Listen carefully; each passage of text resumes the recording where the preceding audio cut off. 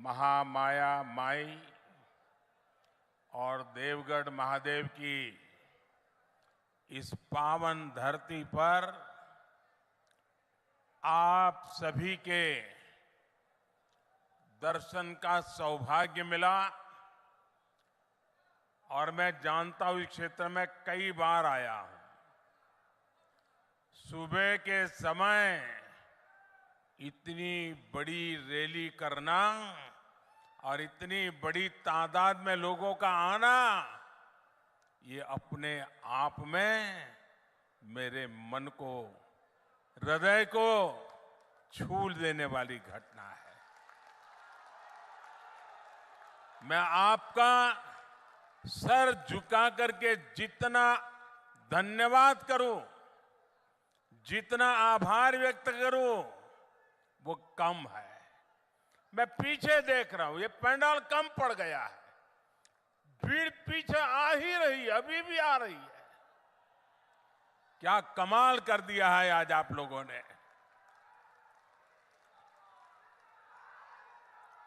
सरगुजा संभाग के दूर सुदूर के क्षेत्रों से आए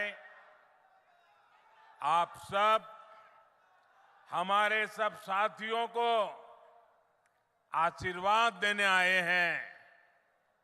हम आपके हृदय से बहुत आभारी हैं। सरगुजा ने दिलीप सिंह जुदेव जी जैसा समर्पित नेतृत्व दिया था। भाजपा का ऐसा ही नेतृत्व रहा है जिसने हमेशा गरीब की, शोषित, वंचित, पिछड़े, आदिवासी समाज की आकांक्षाओं को समझा है। भाजपा ने ही अटल जी के नेतृत्व में आप सभी के साथ मिलकर के छत्तीसगढ़ का निर्माण किया था। याद है ना? याद है कि भूल गए हो? जरा हाथ ऊपर करके बताइए, याद है? ये छत्तीसगढ़ अटल जी ने बनाया था, याद है? और इसलिए आज पूरा छत्तीसगढ़ कह रहा है, भाजपा ने बनाया है, भाजपा ही संवारेगी। आज हर तरफ एक ही गूंज है, भाजपा आवत है। भाजपा, भाजपा, भाजपा। साथियों, आज छत्तीसगढ़ में पहले चरण का चुनाव भी हो रहा है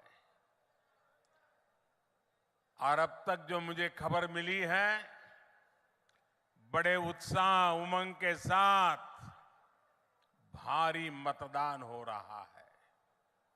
सभी मतदाताओं से मेरी अपील है कि बिना डरे, बिना हिचके मतदान अवश्य करें। ये लोकतंत्र का उत्सव है, हर नागरिक का उत्सव है। ये छत्तीसगढ़ के नए भविष्य के निर्माण का उत्सव है। इसलिए ज्यादा से ज्यादा संख्या में वोट डालकर आपको छत्तीसगढ़ में एक मजबूत सरकार बनानी है। साथियों, भारत में हमारे आदिवासी भाई बहनों की आबादी 9-10 करोड़ के आसपास है, लेकिन आजादी के बाद दशकों तक कांग्रेस के लिए आदिवासियों का कोई वजूद ही नहीं था। उन्हें उनके नसीब पे छोड़ दिया था। कांग्रेस ने कभी आपकी चिंता नहीं की, आपके बच्चों के बारे में नहीं सोचा, जबकि भाजपा ने हमेशा आदिवासी कल्याण को सर्वोच्च प्राथमिकता दी है। क्या कभी आपने भी सोचा था कि आदिवासी परिवार से निकली, गांव जंगलों में पैदा हुई, गरीब घर में पैदा हुई एक आदिवासी बेटी देश की राष्ट्रपति बनेगी? आपको गर्व हो रहा है कि नहीं हो रहा है?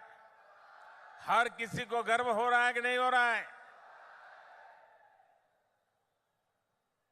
कांग्रेस ने उन्हें रोकने की, उनके अपमान की इतनी कोशिश की आप कल्पना नहीं कर सकते हैं।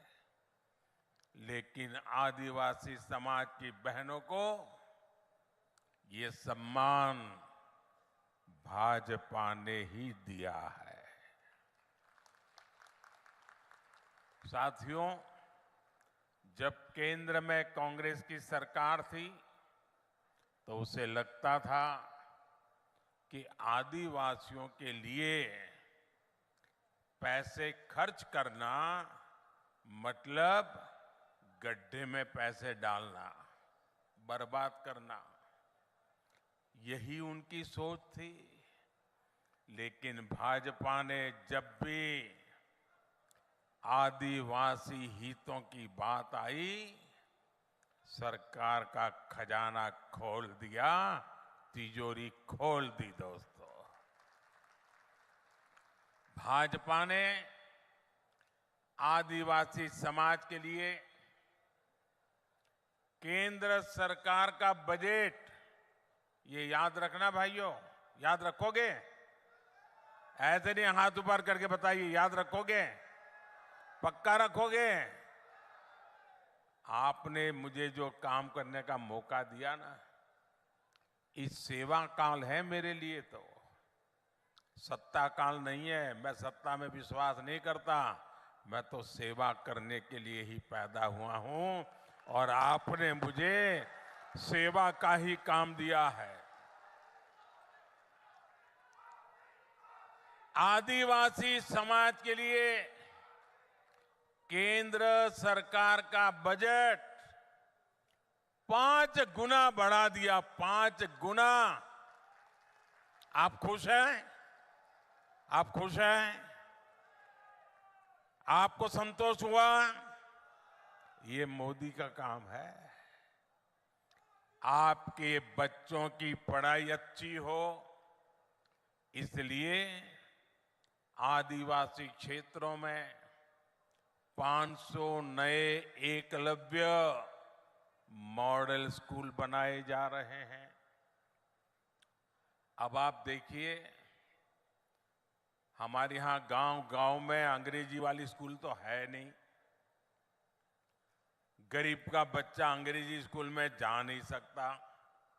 और ये कांग्रेस के लोगों ने ऐसे नियम बनाए थे कि गरीब का बच्चा अगर अपने गांव की भाषा में पढ़ा है, अपने आदिवासी की भाषा में पढ़ा है, अपने राज्य की भाषा में पढ़ा है, तो वो बच्चा कभी डॉक्टर नहीं बन सकता था, इंजीनियर नहीं बन सकता था। क्योंकि डॉक्टर बनना है, इंजीनियर बनना है, तो आपको अंग्रेजी आनी जरूरी है। देश आजाद हो गया, लेकिन इनके दिमाग में से अंग्रेजी का भूत नहीं गया।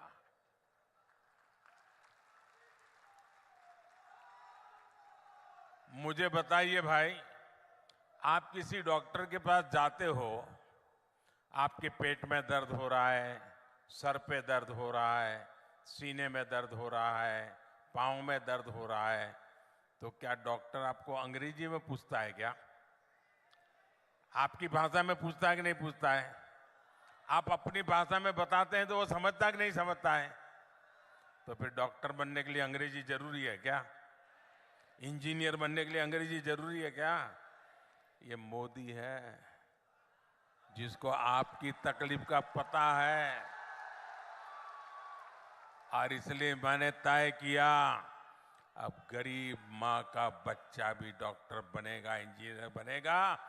जिस भाषा में वो पढ़ता है उसी भाषा में डॉक्टर बनेगा, उसी भाषा में इंजीनियर बनेगा।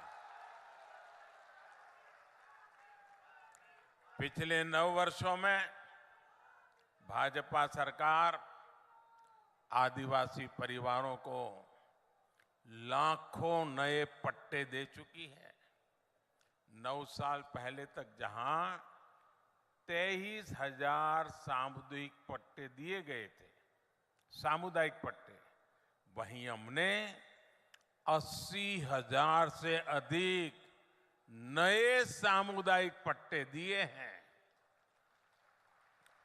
और इसीलिए हर छत्तीसगढ़ी एक ही बात कहता है, भाजपा आवत है, भाजपा, भाजपा।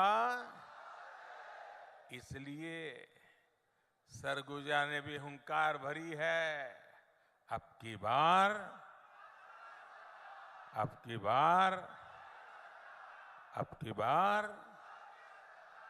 मेरे परिवारजनों, कांग्रेस की एक और बड़ी नाकामी भी रही है।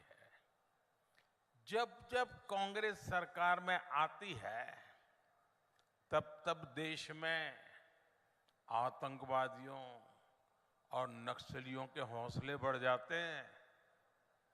जहां भी देखो इधर कभी बम फूटने की खबर आती है, कभी उधर बम फूटने की खबर आती है, कभी यहां मार दिया काट दिया की खबर आती है, कभी यहां मार दिया काट दिया की खबर आती थी। जिस जिस राज्य में कांग्रेस सत्ता में होती है वहां अपराध का, लूटपाट का राज ही चलता है। कांग्रेस सरकार नक्सल हिंसा को काबू करने में असफल रही है। बीते कुछ समय में भाजपा के अनेक कार्यकर्ताओं को हमसे छीना गया है। अभी भी कुछ दिन पहले हमारे एक साथी को गोली मार करके उसकी जीवन तबाह कर दिया। इसलिए भाइयों बहनों, क्या ये बम बंदूक के साए में जीना है क्या? ये बम बंदूक के साए में जीना है क्या?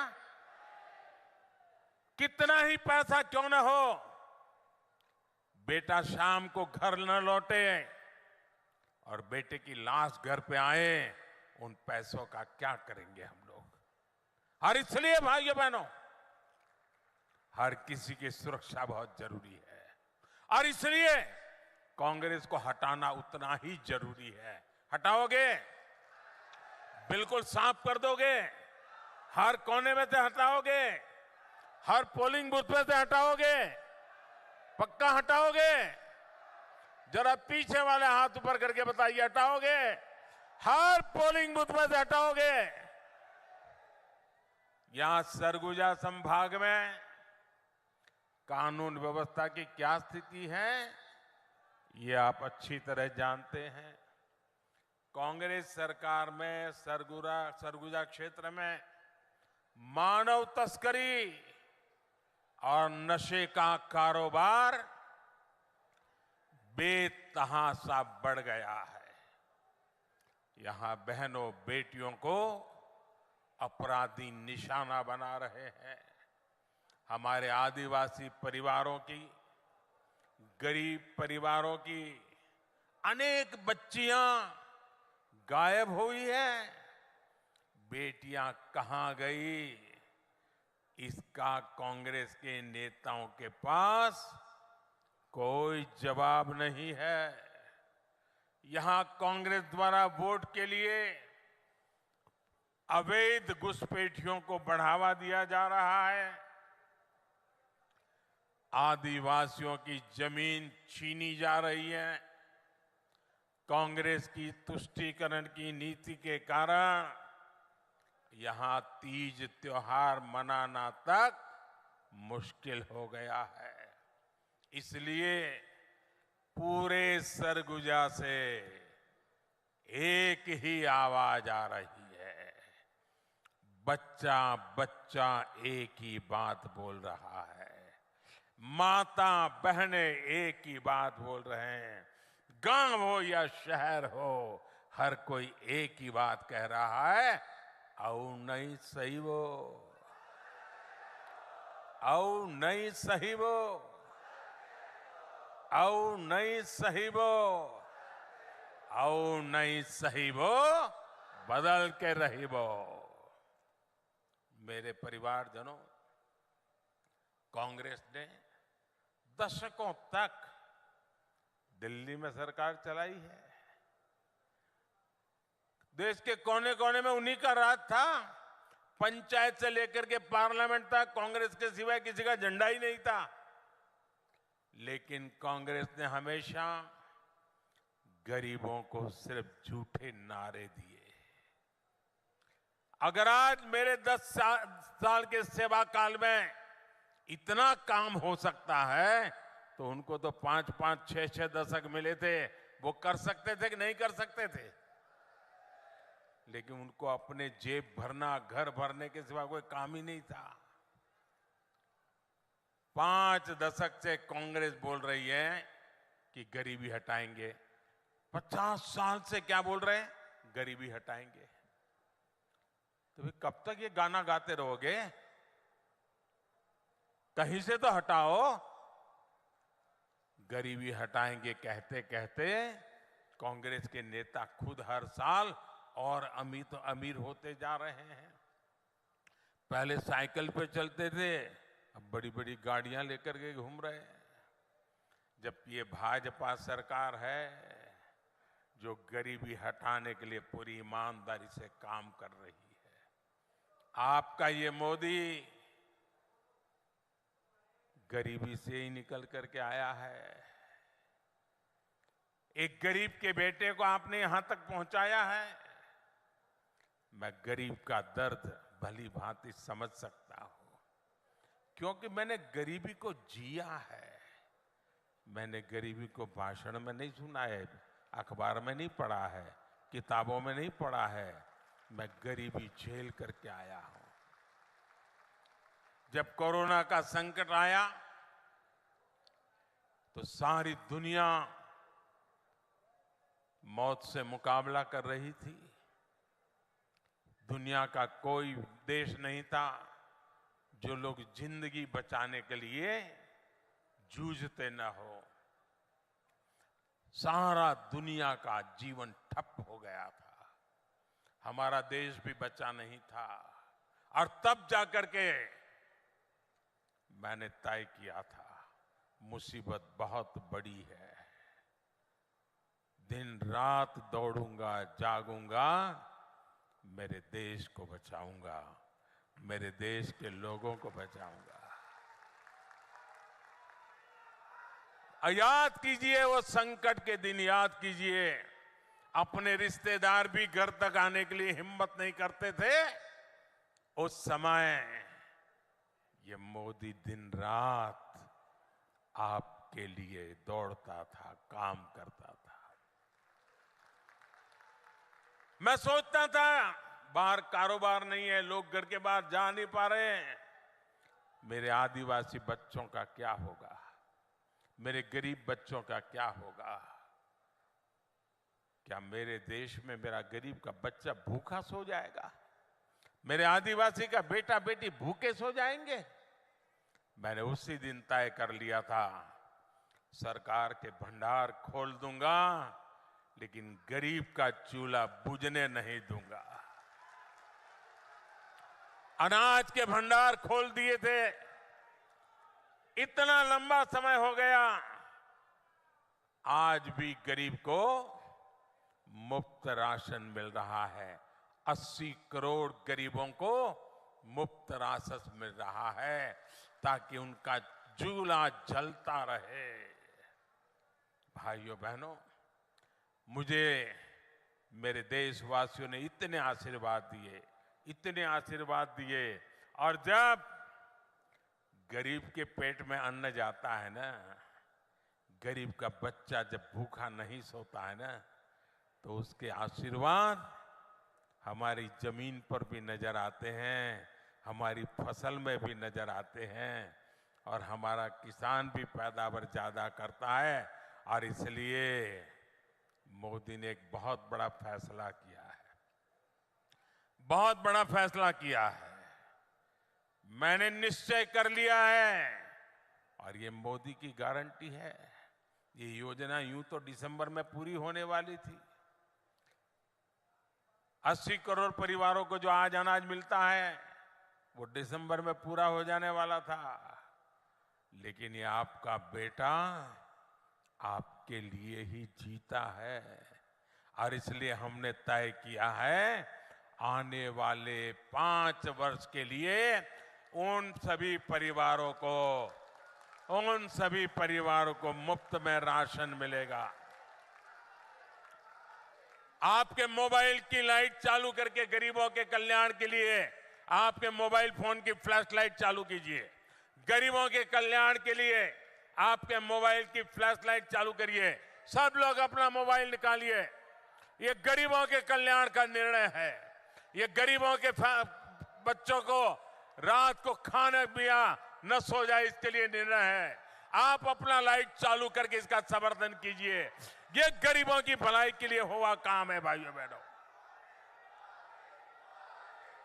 आपका ये प्यार और ये गरीबों के लिए आपका प्यार, ये आपका गरीबों के लिए प्यार है, मेरे आदिवासी बच्चों के लिए प्यार है। आपका ये समर्थन, यही मेरी ताकत है भाइयों बहनों। बोलो मेरे साथ भारत माता की, मेरे साथ बोलो भारत माता की। हमारे देश में अब किसी गरीब का बच्चा भूखा नहीं रहेगा, कोई मां बहन बेटी भूखी नहीं सोएगी। मेरे परिवारजनों, भाजपा सरकार जो कहती है वो करके दिखाती है। भाजपा ने कहा था हर गरीब को 5 लाख रुपए तक के मुफ्त इलाज की सुविधा देंगे।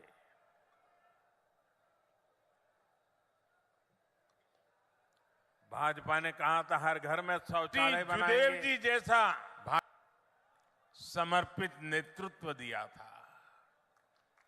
भाजपा का ऐसा ही नेतृत्व रहा है जिसने हमेशा गरीब की, शोषित, वंचित, पिछड़े, आदिवासी समाज की आकांक्षाओं को समझा है। भाजपा ने ही अटल जी के नेतृत्व में आप सभी के साथ मिलकर के छत्तीसगढ़ का निर्माण किया था। याद है ना? याद है कि भूल गए हो? जरा हाथ ऊपर करके बताइए। याद है? गरीबों का घर भी बनता है।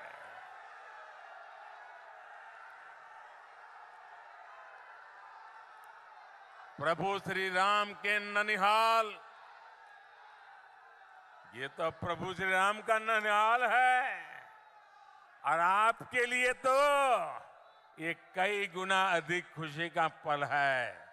और मुझे पक्का विश्वास है इस बार प्रभु राम जी का ननिहाल भी मोदी को भरपूर आशीर्वाद देगा। साथियों, मोदी ने गरीब, दलित, पिछड़े और आदिवासी परिवारों को उनका पक्का घर देने की गारंटी दी है। देश में 4 करोड़ से अधिक परिवारों को इस गारंटी का फायदा मिल चुका है। लेकिन छत्तीसगढ़ में कांग्रेस की सरकार गरीबों को पक्के घर नहीं मिलने दे रही है। मैं जोर लगाता रहा, समझाता रहा, लेकिन वो नहीं किया। अब मैं आपको कहता हूं कि अब कांग्रेस की विदाई पक्की है। आपका घर भी पक्का है। आपके पास अभी तक पक्का आवास नहीं है, आप लिख लीजिए मोदी की गारंटी। यहां भाजपा सरकार बनते ही फिर से मेरा काम शुरू हो जाएगा, आपको पक्का घर दे करके रहने वाला। और यही तो मोदी की गारंटी है। विशेष रूप से मैं अपनी बहनों बेटियों को बताना चाहता हूं, ये घर बनता है लाखों रुपयों का, लेकिन अब पहले हमें मालूम हमारे समाज में कैसी व्यवस्था थी। घर है तो पिता के नाम पे या पति के नाम पे, दुकान है तो पति के नाम पे या बेटे के नाम पर, खेत है तो पति के नाम पे या बेटे के नाम पर, गाड़ी लाए तो पति के नाम पर, बेटी के नाम पर कुछ नहीं, महिला के नाम पर कुछ है ही नहीं। सब कुछ या तो पति के नाम पर या तो बेटे के नाम पर। ये मोदी ने तय किया, अब जो घर देगा ना सरकार, माताओं बहनों के नाम दिया जाएगा। मालिक मेरी माताएं बहनें बनेगी। अब आप महिलाओं के नाम पर भी कोई संपत्ति होगी, अब आप महिलाएं भी लखपति होगी, अपने घर की मालकिन होगी। और जब ऐसा ट्रैक रिकॉर्ड हो तभी लोग कहते हैं मोदी की गारंटी यानी हर गारंटी पूरा होने की गारंटी। तभी छत्तीसगढ़ का भरोसा होता है, भाजपा ने बनाया है, भाजपा ही संवारेगी। साथियों, एक तरफ भाजपा का संकल्प पत्र है तो दूसरी तरफ कांग्रेस का झूठ का कारोबार। आप सभी को कांग्रेस ने विश्वासघात के सिवाय कुछ नहीं दिया है। कांग्रेस ने छत्तीसगढ़ के युवाओं को क्या क्या सपने दिखाए थे और दिया क्या? उन्होंने महादेव के नाम पर भी घोटाला कर दिया। महादेव के नाम पर महादेव सट्टेबाजी घोटाले की चर्चा आज देश और विदेश में हो रही है। कांग्रेस ने अपनी तिजोरी भरने के लिए आपके बच्चों से सट्टेबाजी करवाई है। क्या इनको माफ करेंगे क्या आप?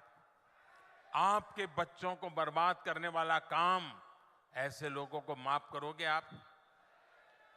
और ये सब किसके इशारे पर हुआ? किसके इशारे पर हुआ? किसके इशारे पर हुआ? उनको सजा मिलनी चाहिए कि नहीं मिलनी चाहिए? पहले सजा आप दोगे कि नहीं दोगे? कमल के निशान पर बटन दबा करके कड़ी से कड़ी सजा ऐसे लोगों को करनी है भाइयों। मुख्यमंत्री कार्यालय यहां सट्टेबाजों का अड्डा कैसे बना हुआ था?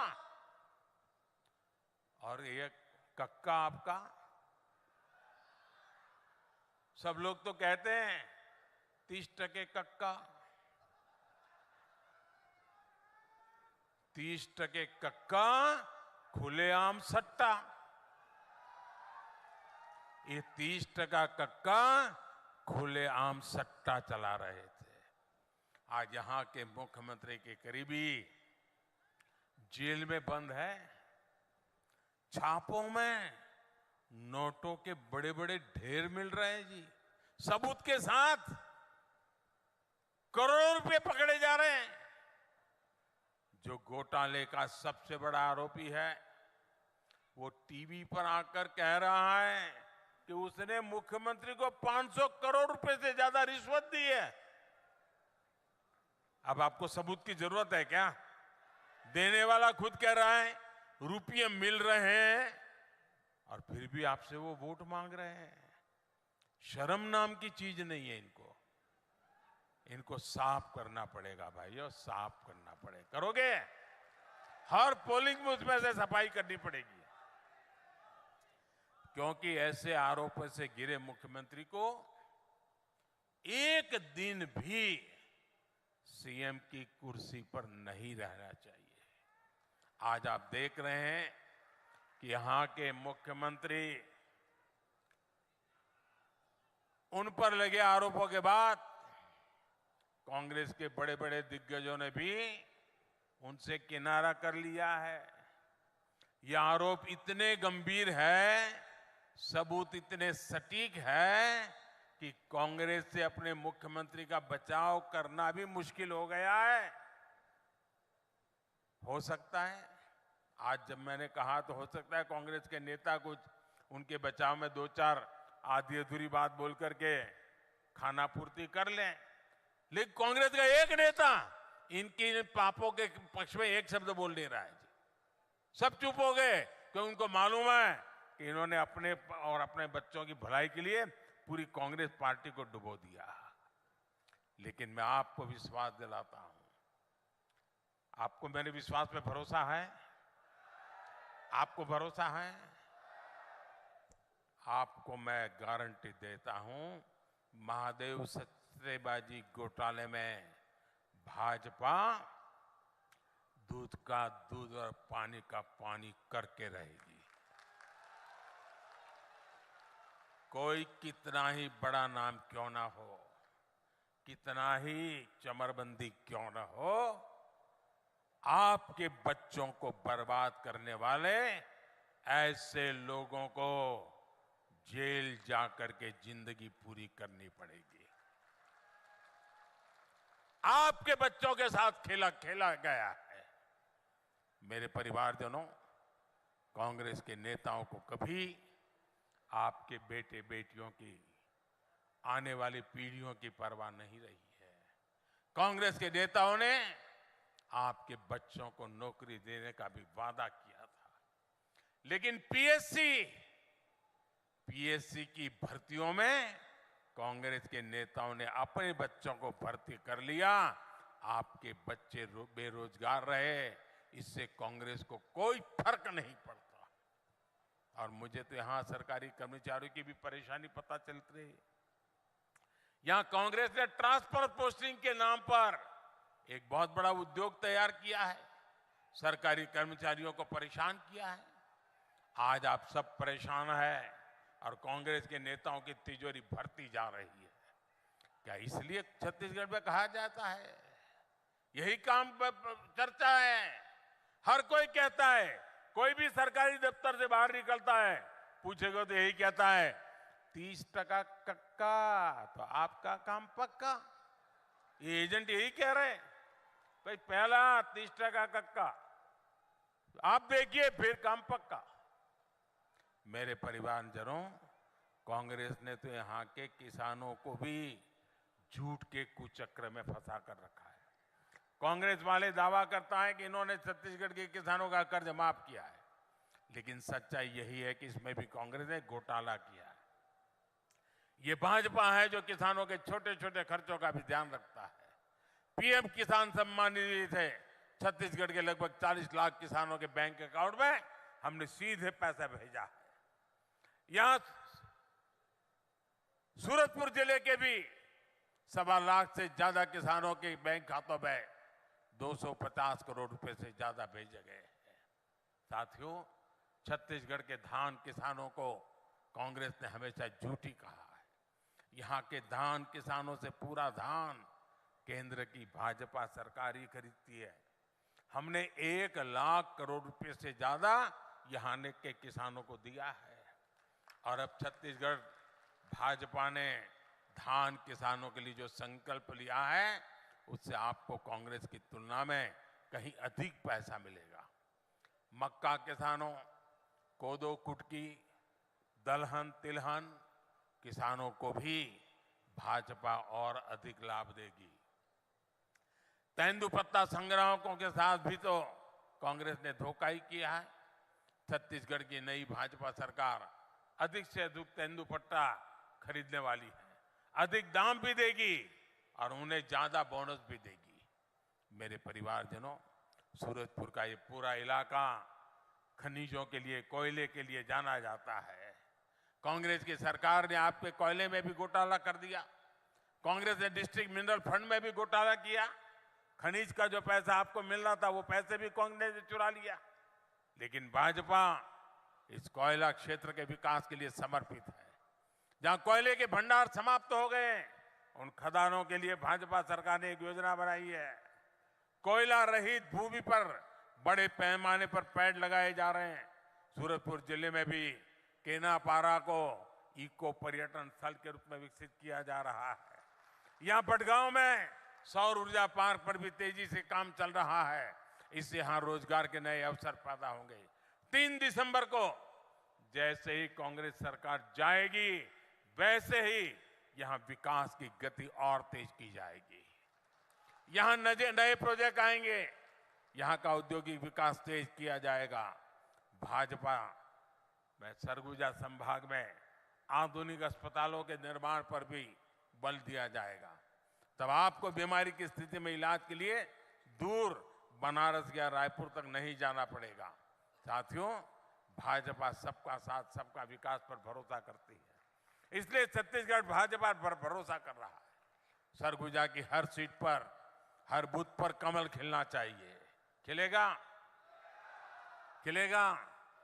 गांव-गांव जाएंगे, हर बूथ में जाएंगे। ऐसा तो नहीं ना बस मोदी जी आ गए, कार्यक्रम शानदार हो गया, चलो सो जाओ, ऐसा नहीं करेंगे ना। पक्का काम करेंगे, घर घर जाएंगे, हर पोलिंग बूथ को जिताएंगे। जरा हाथ ऊपर करके वादा करो, करेंगे? पक्का करोगे?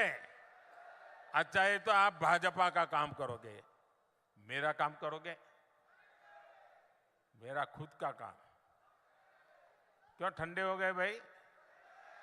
भाजपा का तो करोगे, मोदी का नहीं करोगे? जरा हाथ ऊपर करके बताइए, करोगे? पक्का करोगे? ये मेरा काम है, लेकिन करना पड़ेगा। देखिए, आप यहां से जाने के बाद